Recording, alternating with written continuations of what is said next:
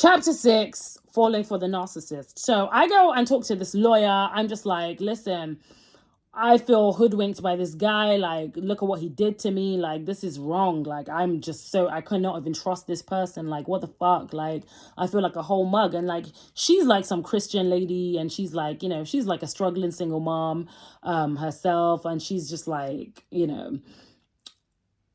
she wasn't working for any kind of like top law firm. It was just like one of those like dingy backstreet kind of, just trying to piece themselves together kind of law firms. And, she was just like to me, Zara, listen, sometimes in life you have to help people and you don't know how it can come back around for yourself, So I thought about it and I'm like, you know what? I feel like I have more to gain by staying in this than I do by leaving. Because if I leave, I've got the shame of getting pregnant for this illegal immigrant who, can't even travel to Paris. He's a fucking liar. All that kind of thing. Am I going to really tell my friends and family this? Like, this guy is like fucking almost 20 years older than me. This is a hot mess. This is a hot mess.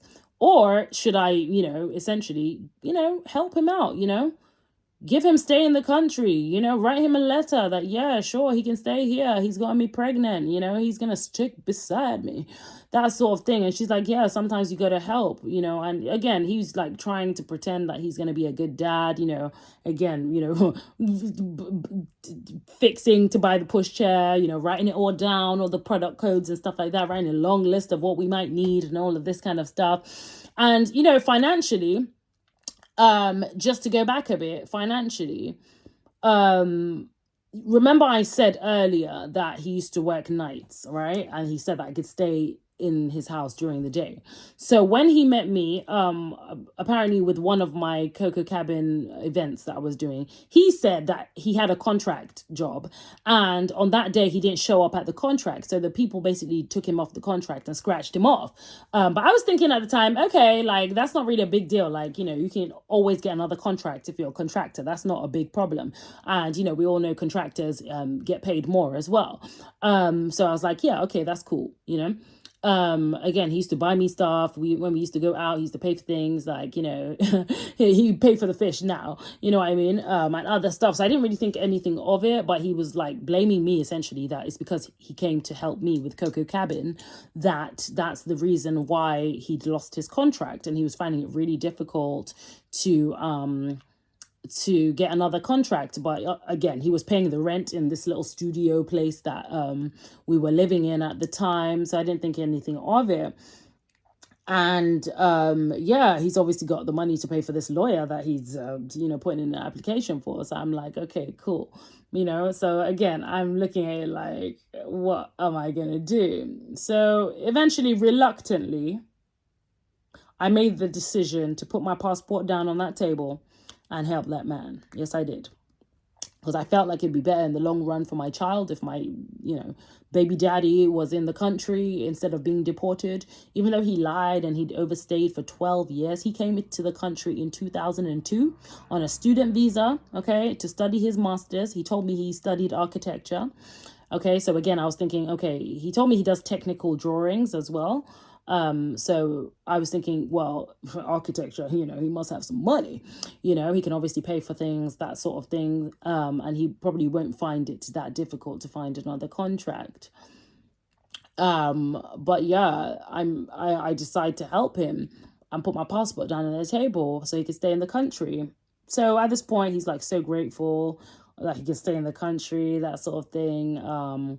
He's like taking me shopping. He's like taking pictures of it and like sending it to my sister to see like, look, like I'm treating your sister really nicely and stuff like that. So my sister's like, okay, all right, sort of thing. But yeah, he was still quite like cheap and stingy in a way. Like if we'd like have like a Chinese takeout, like he'd only buy the meat, like he wouldn't buy it with the rice, you know what I'm saying? So he always had a kind of cheap attitude on the side as well. But nevertheless, he was paying for, I just thought he was frugal, like a frugal person. Like, some people have money, but they just don't spend it. And I thought, okay, cool. He's a single man, don't have, much going on. He's just single, humble, whatever.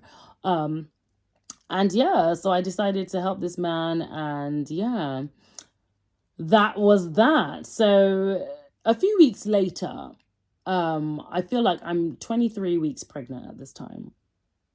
Again, the fights are still happening. He's like offered to like paint my dad's house. He's like buying gifts for my mom. He's like trying to get in with my family, sort of thing, like trying to make himself known. He's taken all my friends' numbers from my phone and like saying, yeah, I need them for like emergency contacts and things like that. And I'm thinking, okay, that's kind of weird. Like, it's good, like, in theory, yeah, sure, have my friends' numbers, like, in case of an emergency, but like, you don't kind of like just take them like from my phone. But he did. And I thought it was weird. Nevertheless, I just continued. But yeah, I'm 23 weeks pregnant and I'm going to like university at the time. And I'm like, um, feeling really, really ill this day. Like, I have discharge and like my stomach is really hurting. And I go to my sister's house and I'm telling her, like, I'm really cold. Like, why is this house so cold?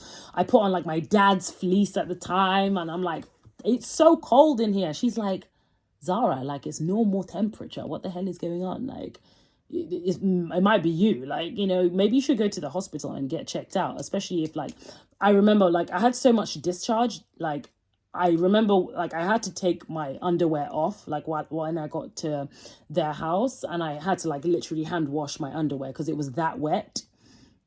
And yeah, it was really bad. So the next day it got even worse, and now I know what was going on at the time was I was actually having contractions. I don't know why I didn't put two and two together, but I was kind of having contractions. It was crazy, and I was having discharge. So I went to my GP. They checked through everything for me, and they said that everything was fine. So I was like, okay, everything is fine. But she was like, but you can still go to the hospital if you really want to. So I was like, you know what? I'm going to go to the hospital because this is like the hospital that, Princess Diana gave birth in and stuff like that. So I'm like, yes, okay, if the royals are going there, we're going there, because that was where I was having my maternity appointment. So I was like, yeah, sure, let me go to the hospital. So I get to the hospital now, but they're like, we can't see you unless you have your maternity book.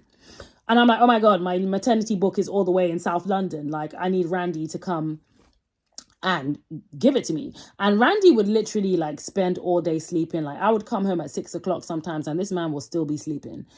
He would get up at like 6 o'clock. Then at 7, he would go out and like do shopping and stuff like that. I was just like, you're a loser, essentially. You're an actual fucking loser, you know?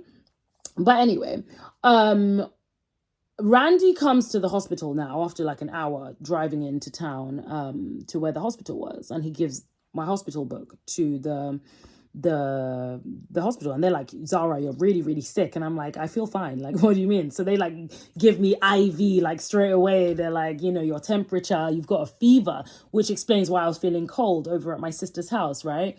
And they're like, you've got a real bad fever, which indicates that you might have an infection. So I was like, okay, well, all right.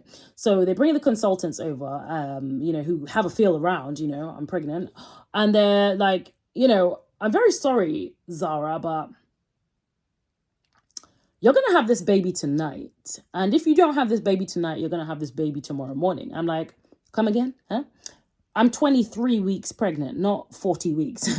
What do you mean, doctor? Yeah, it seems like you have an infection which has broken the waters, or your water broke, which gave you an infection. They don't know which way around it happened, but either way, it's looking like you're going to have this baby within the next 24 hours. And at 23 weeks, even though the baby's going to be premature, it's a little bit too premature. And most babies in our experience that are born at this gestation don't make it. So this baby's going to die.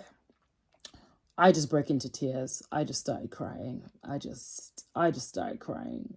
Like, I just started crying. I just started crying.